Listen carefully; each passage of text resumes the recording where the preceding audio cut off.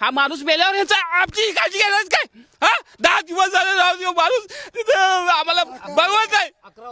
11 आणि यांचं जर ते वाटत असेल की आम्ही काय ह्या पोलीस प्रशासनाच्या ह्याच्या दबावावर बळी पाडून हे करू, आता आत्मधन ह्या गेंड्याच्या कातडीचं सरकार जरी म्हणावं लागलं तर ह्यात काय वावगं ठरणार नाही.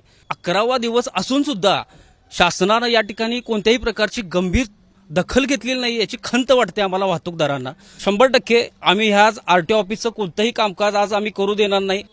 ई चलन रद्द करावं या मागणीसाठी कोल्हापूर प्रादेशिक परिवहन कार्यालयाबाहेर गेल्या 11 दिवसापासून उपोषण सुरू आहे आणि 11 दिवस यांच्याकडे कुठलंही लक्ष आहे ते प्रशासनाने दिलेलं नाही आणि आज त्यामुळेच खरं तर संपूर्ण प्रादेशिक परिवहन कार्यालयामध्ये या वाहतूकदारांनी आपल्या बसेस आहेत त्या घुसवलेल्या आपल्याला पाहायला मिळते. जवळपास 40 ते 50 बसेस आहेत ते या संपूर्ण कार्यालयाच्या परिसरामध्ये घुसवलेल्या आहेत. ज्या ठिकाणी प्रादेशिक परिवहन कार्यालयाचं कामकाज चालतं त्या ठिकाणी या बसेस घुसवल्या, त्यामुळे आजचं प्रादेशिक परिवहनचं जे कामकाज आहे ते ठप्प होण्याची शक्यता आहे.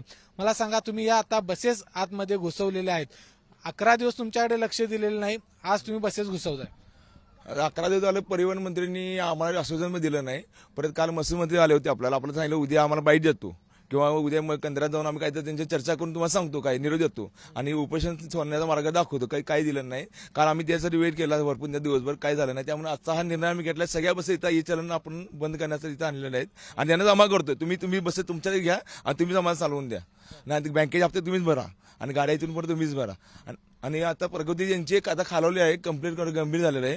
त्यामुळे आता माले लोकांनी दुसऱ्या माले लोकांनी गौरव गोसावी आहे, त्यांनी आता आत्मदनाचा इशारा केलेला आहे. आज ते देवा कधी आत्मदन करू शकतात. त्यांनी काल आम्ही लेटर दिलेलं आहे प्रशासनाला. काय अडचण होती हे सगळं चलन भरत असताना नेमकं? आज या ठिकाणी महाराष्ट्राच्या सर्व जनतेसाठी आज आमच्या समन्वय समितीतर्फे प्रदीपजी राठोड आज उपोषणाला 11वा दिवस आहे. ह्या सरकारनं ह्या गेंड्याच्या कातडीचं सरकार जरी म्हणावं लागलं तर ह्यात काय वावगं ठरणार नाही. कारण या ठिकाणी 11वा दिवस असून सुद्धा शासनानं या ठिकाणी कोणत्याही प्रकारची गंभीर दखल घेतलेली नाही याची खंत वाटते आम्हाला वाहतूकदारांना. कारण म्हणजे तुम्ही आज यांचं सगळं कामकाज ठप्प पाडणार आहे? 100% आम्ही ह्या आरटीओ ऑफिसचं कोणतंही कामकाज आज आम्ही करू देणार नाही. कारण या ठिकाणी सर्व वाहतूकदारांनी सर्वांच्या बसेस या ठिकाणी जमा केलेल्या आहेत आणि 100% आम्ही ह्या आज कार्यालयाचं कामकाज बंद पाडू. तुम्ही या बसेस किती वाजेपर्यंत ठेवणार आहात, किती दिवस ठेवणार आहात? नाही, हे बेमुदत आहे.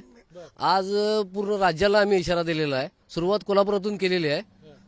अपेक्षा आहे की सर्व राज्यात हे आंदोलन चालू राहील. म्हणजे तुम्ही कुठल्याही परिस्थितीमध्ये बसेस बाहेर काढणार नाही? काढणार नाही. जर तुमच्यावर दबाव टाकला तर काय करणार आहात? कसं आहे, आता आत्महत्या करायच्या विचारात सगळे आहेत, कसला दबाव घेणार? आत्महत्याचा इशारा दिला आमच्या गौरव कुसाळेंनी. हे जर सरकार एवढं झोपलेलं असेल, 10 दिवस हे अधिकारी इथं बसल्यानंतर आम्ही बघावलो प्रयत्न करायला म्हणतात, यांची जबाबदारी नाही का? इथं आम्ही का थांबलो? गाड्या आमच्या ट्रान्सफरला तटवतात म्हणून हे वाहतूकदार येऊन इथं बसले ना. 10 दिवस हे जर आम्ही तुम्हाला भेटतोय रोज येऊन, यांची जबाबदारी नाही? वरती प्रशासनाशी कॉन्टॅक्ट करून, मंत्र्याशी कॉन्टॅक्ट करून, कुठेतरी समन्वय साधून हा माणूस मेल्यावर ह्याचा आमची काळजी घेणार काय? हा 10 दिवस झाले राहून देऊ माणूस तिथं आम्हाला बघवत नाही. 11 आणि यांचं जर ते वाटत असेल की आम्ही काय ह्या पोलीस प्रशासनाच्या ह्याच्या दबावावर बळी पाडून हे करू, आता आत्मधन हाच इशारा आमच्या गौरव कुसाळेंनी दिलेला आहे आणि तोच पर्याय आहे. त्याशिवाय सरकार जागवणार नाही. बघितलं आपण या ठिकाणी संपूर्ण अतिशय तीव्र आहेत त्या भावना या संपूर्ण वाहतूकदारांच्या आहेत. 11 दिवस कुठलंही लक्ष दिलेलं नाही आणि आता जर तुम्ही या ठिकाणी जरी कुठला निर्णय घेत नसाल तर आत्महत्या केल्याशिवाय आम्हाला पर्याय नाही, अशा पद्धतीची भूमिका देखील या सगळ्या वाहतूकदारांनी ती व्यक्त केली आहे. कॅमेरामॅन अविनाश पाटील सह विजय केसरकर, एबीपी माझा, कोल्हापूर. ई चलन रद्द व्हावं या मागणीसाठी कोल्हापूरच्या प्रादेशिक परिवहन कार्यालयाबाहेर आंदोलन सुरू आहे आणि आता हे सगळे जे आंदोलक आहेत ते म्हणजे प्रादेशिक परिवहन कार्यालयामध्ये या ठिकाणी ट्रॅव्हल्स आहेत ते घुसवताना आपल्याला पाहायला मिळत आहेत. खरं तर या ठिकाणी खूप मोठ्या संख्येने ट्रॅव्हल्स आहेत ते या आरटीओच्या कार्यालयामध्ये घुसवत आहेत आणि एक निषेध आहे तो या ठिकाणी केला जात आहे. कारण 100% ई चलन तुम्ही रद्द करावा अशा पद्धतीची मागणी आहे ती या सगळ्या वाहतूकदारांची आहे. मात्र त्याला अद्याप कुठलाही प्रतिसाद दिलेला नाही. गेले 10 दिवस या ठिकाणी जे समन्वयक आहेत ते आंदोलनाला बसले आहेत, उपोषणाला बसले आहेत, मात्र अजून कुठलाही निर्णय याबाबत झालेला नाही आणि त्यामुळे सगळे जे आंदोलक आहेत, जे सगळे वाहनधारक आहेत, वाहतूकदार आहेत त्या सगळ्या आपल्या गाड्या या आता RTO कार्यालयामध्ये घुसवताना आपल्याला पाहायला मिळत आहेत. साधारण 30 ते 40 वाहनं आहेत ती RTO कार्यालयामध्ये घुसवलेली आहेत आणि त्यामुळे आजचं RTO कार्यालयातील जे सगळं कामकाज आहे ते ठप्प होते की काय अशा पद्धतीची शक्यता आहे ती देखील निर्माण झाली आहे. त्यामुळं प्रशासन या RTOच्या जे वाहतूकदार आहेत त्यांच्याकडे लक्ष देणार का हे पाहणं खूप महत्त्वाचं असणार आहे. कारण गेले 10 ते 11 दिवस झाले या ठिकाणी आंदोलन सुरू आहे, मात्र कुठलीही निर्णय आहे तो घेतलेला नाही.